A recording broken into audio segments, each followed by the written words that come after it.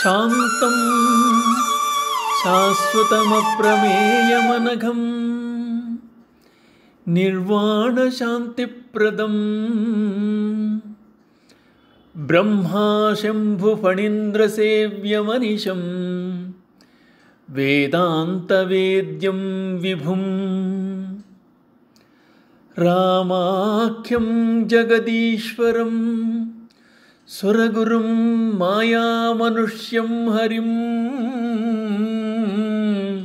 వందేహం కరుణాకరం రఘువరం భూపాలచూడామణిం. శ్రీమద్ రామాయణం సుందరకాండము ప్రథమ సర్గ. సింహిక వధ.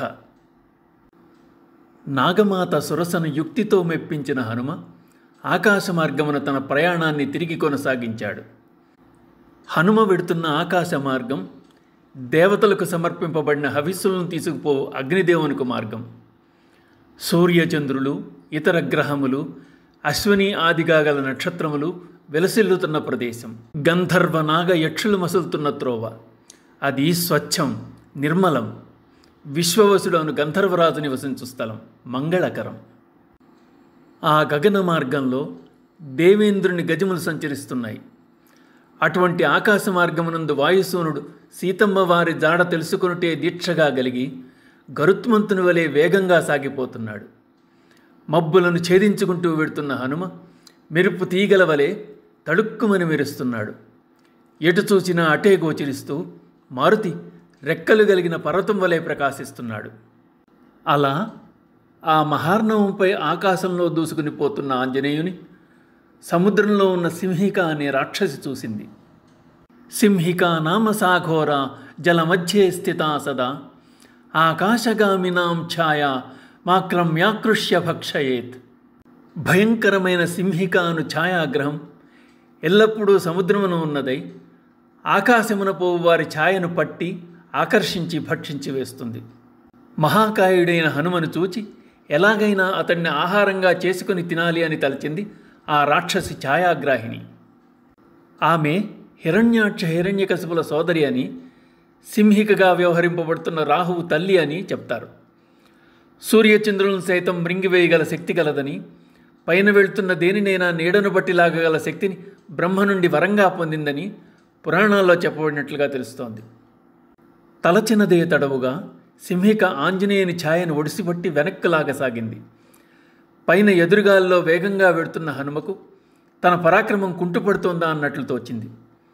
వెంటనే పైన క్రింద అన్ని పక్కల అనుమానంతో చూచాడు హనుమంతుడు. అప్పుడు సముద్రం నుండి బయటకు వస్తున్న ఒక మహాసత్వం అతని కంటపడింది. ఛాయాగ్రాహి గురించి ఇదివరలో సుగ్రీవుడు చెప్పగా విన్న హనుమ దానిని ఇప్పుడు చూచి అది సింహికయే అని గుర్తించాడు. సింహిక హనుమను తినివేయాలన్న దుష్ట ఆలోచనతో ఒక్కసారి పాతాళకుహరం వంటి తన నోటిని తెరిచింది. తన మార్గాన్ని నిరోధిస్తున్న సింహికతో తలపడక తప్పదని గ్రహించి వజ్రకాయుడైన హనుమ తన శరీరాన్ని కుదించుకున్నాడు. పైనుండి సింహిక నోట్లోకి మెరుపు వేగంతో దూకాడు. ఈ దృశ్యాన్ని ఆకాశం నుండి వీక్షిస్తున్న సిద్ధచారణులు హనుమ రాహువు నోట మునిగిపోతున్న పున్నమి చంద్రుని వలె ఉన్నాడని వర్ణించారు. హనుమ సింహిక నోటిలో ప్రవేశించి తన వాడి అయిన నఖములతో ఆమె ఆయువు పట్లను చీల్చి చెండాడాడు. ఆమె గుండెను పిండి చేశాడు. సింహిక హనుమ ప్రభంజనమునకు తట్టుకోలేక ఆర్తనాదం చేస్తూ సముద్రంలో పడిపోయింది, ప్రాణాలు విడిచింది. సింహికను అంతమొందించి హనుమ ఒక అద్భుత కార్యాన్ని సాధించాడని సిద్ధచారణ గంధర్వులందరూ ప్రశంసించారు. హనుమ సింహికను హతమార్చడం బ్రహ్మ సంకల్పంలోని భాగమే అని, హనుమ అమితమైన ధైర్యం, దూరదృష్టి, సమయస్ఫూర్తి, పటుత్వం కలవాడని, తన కార్యసిద్ధి యందు వైఫల్యము నెరగడని, సీతను తప్పక అన్వేషించగలడని పలికి హనుమను వేణోళ్లా కొనియాడారు. ఇదంతా రామచంద్ర ప్రభు మహిమయే అని, ఆయన కాలుని కూడా కడతీర్చగలడని అన్నాడు మహాదేవుడు ఉమామహేశ్వర సంవాదంలో. అనంతరం మారుతి ఆకాశ మార్గాన గరుత్మంతుని వలె ముందుకు సాగాడు. దాదాపు ఆవల తీరానికి చేరుకుని తాను దిగడానికి అనువైన ప్రదేశం కొరకు నలుదిశలా పరికించి చూశాడు. 100 యోజనముల మేర సముద్రాన్ని లంఘించిన తరువాత అతడు భూమిని అందలి వృక్షపంక్తులను గాంచాడు. మలయ పర్వతమును అందలి ఉపవనములను చూచాడు. పర్వత సమానమై ఉన్న తన శరీరాన్ని కుదింపజేసుకున్నాడు. జితేంద్రియుడు మోహము తొలగిన పిదప ఆత్మజ్ఞాని అయినట్లు, తన స్వరూపమును పొందినట్లు స్వస్వరూపాన్ని ధరించాడు హనుమ. బలిచక్రవర్తిని పాతాళానికి పంపడానికి త్రివిక్రముడైన హరి కార్యసాధన తర్వాత వామనుడైనట్లు, తిరిగి యథాస్థితికి వచ్చినట్లు హనుమ తన సహజ ఆకృతితో ఒప్పాడు. తరువాత హనుమ చిన్న చిన్న శిఖరములతోనూ అందు చెట్లతోనూ పొదలతోనూ నిండి ఉన్న లంబశిఖరంపై దిగాడు. అలా దిగినప్పుడు అక్కడ ఉన్న పక్షులు మృగాలు తీవ్ర వ్యధ చెందాయి. అక్కడ నుండి హనుమ అమరావతి వలె ఒప్పుతున్న లంకానగరాన్ని వీక్షించసాగాడు. ఆ విధంగా దశేంద్రియములకు ప్రతీక మనస్సనే రావణుడైతే ప్రకృతి సీతామాత. ప్రకృతిని పరమాత్మతో ఐక్యపరిచేందుకు ప్రయత్నించిన హనుమ బుద్ధికి ప్రతీక. దానికి ఆయన ఎంచుకున్న మార్గం చారణను చూపిన జ్ఞాన మార్గం. లక్ష్యసిద్ధి కలిగే వరకు మైనాకుడు ఈ చూపిన ఆతిథ్యాలకు కానీ ప్రలోభములకు కానీ లొంగలేదు హనుమ. సురసను జయించి సాధన మార్గంలో పురోగమించాడు. హింసించే స్వభావం గల సింహికను పరిమార్చి ముందుకు సాగాడు. సముద్రమనే విఘ్న పరంపరను లంఘించి లక్ష్యాన్ని అనగా లంకను అవలీలగా చేరుకున్నాడు. ఇప్పుడు వాల్మీకి మహర్షి రచించిన సుందరకాండయందలి శ్లోకాలను వింటారు.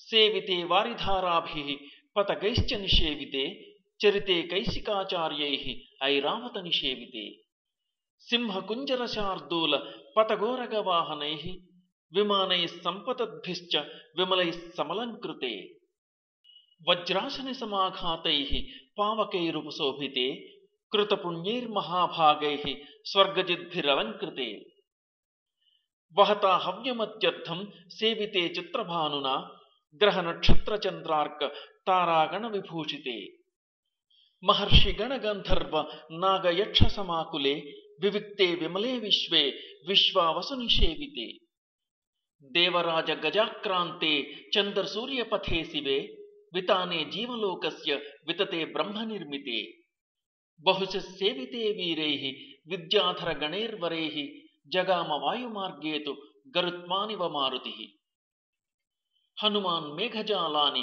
ప్రకర్షన్ మారుతో యథా కాలాగరుసవర్ణాని రక్తపీతసితాని చ కపినా కృష్యమాణాని మహాభ్రాణి చ కాసిరే ప్రవిశన్నభ్రజాలాని నిష్పతంశ్చ పునః పునః ప్రావృషేందురివా భాతి నిష్పతన్ ప్రవిశంస్తదా ప్రదృశ్యమానః సర్వత్ర హనుమాన్ మారుతాత్మజః భేజేంబరం నిరాలంబం లంబపక్ష ఇవాద్రిరాట్ ప్లవమానం తు తం దృష్ట్వా సింహికా నామ రాక్షసి మనసా చింతయామాస ప్రవృద్ధా కామరూపిణి అద్య దీర్ఘస్య కాలస్య భవిష్యామ్యహమాసిత ఇదం హి మే మహత్సత్వం చరస్య వశమాగతం ఇతి సంచింత్య మనసా ఛాయామస్య సమాక్షిపత్ ఛాయాయాం గృహ్యమాణాయాం చింతయామాస వానరః సమాక్షిప్తోమి సహసా పంగూకృత పరాక్రమః పరితిలోమేన వాతేన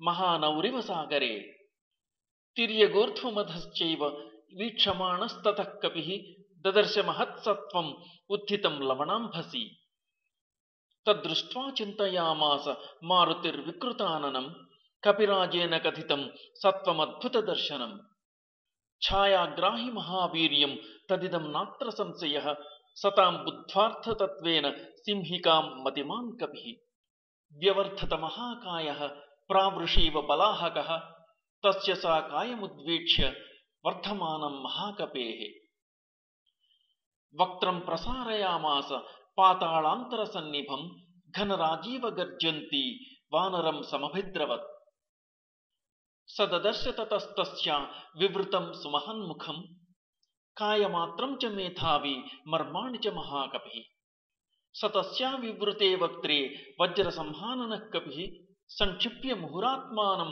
నిష్పపాత మహాబలః ఆస్యేతస్యా నిమజ్జంతం దదృశుః సిద్ధచారణాః గ్రస్యమానం యథా చంద్రం పూర్ణం పర్వణి రాహుణా తతస్తస్యా నఖైస్తీక్ష్ణైః మర్మాణ్యుత్కృత్య వానరః ఉత్పపాతాధ వేగేన మనఃసంపాత విక్రమః తాం తు దృష్ట్వా చ ధృత్యా చ दाक्षिण्येन निपात्य च स कपिप्रवरो वेगात् ववृथे पुनरात्मवान् हृतहृत्सा हनुमता पपात विधुराम्भसि स्वयंभुवैव हनुमान् सृष्टस्तस्या निपातने तां हतां वानरेणासु पतितां वीक्ष्य सिंहिकाम् भूतान्याकाशचारीणि तमुचुः प्लवगोत्तमं भीममत्यकृतं कर्म महत्सत्वं त्वया हतम् साधयार्थमभिप्रेतम् अरिष्टं प्लवतां वर यस्य त्वेतानि चत्वारि वानरेन्द्र यथा तव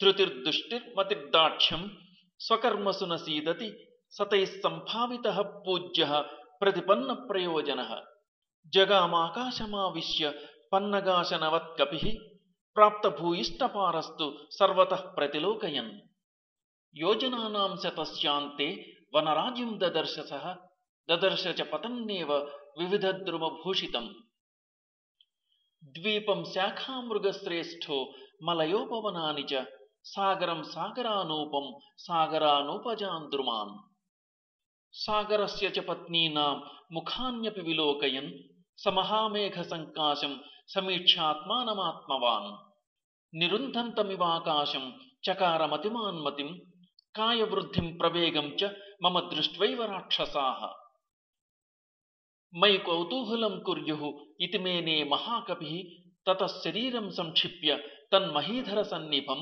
पुनः प्रकृतिमापेदे वीतमोह इवात्मवान् तद्रूपमतिसंक्षिप्य हनुमान् प्रकृतौ स्थितः त्रीन् क्रमानिव विक्रम्य बलिवीर्यहरो हरिः सचारु नानाविधरूपधारी परं समासाद्य समुद्रतीरं परेरसख्यः प्रतिपन्नरूपः समीक्षितात्मा समवेक्षितार्थः ततः स लम्बस्य गिरेः समृद्धे विचित्रकूटे निपपातकूटे सकेतकोद्दालकनालिकेरे महाद्रिकूटप्रतिमो महात्मा ततस्तु सम्प्राप्य समुद्रतीरं समीक्ष्य लङ्कां गिरिवर्यमूर्ध्नि कपिस्तु तस्मिन् निपपातपर्वते विधूय रूपं व्यथयन् मृगद्विजान् ससागरं दानवपन्नगायुतं बलेन विक्रम्य महोर्मिमालिनं निपत्यतीरे च महोदधेस्तदा ददर्श लङ्काम् अमरावतीमिव इत्यार्षे श्रीमद् रामायणे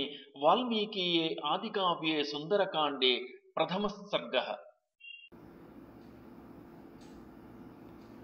శ్రీ సీతారామాభ్యాం నమః।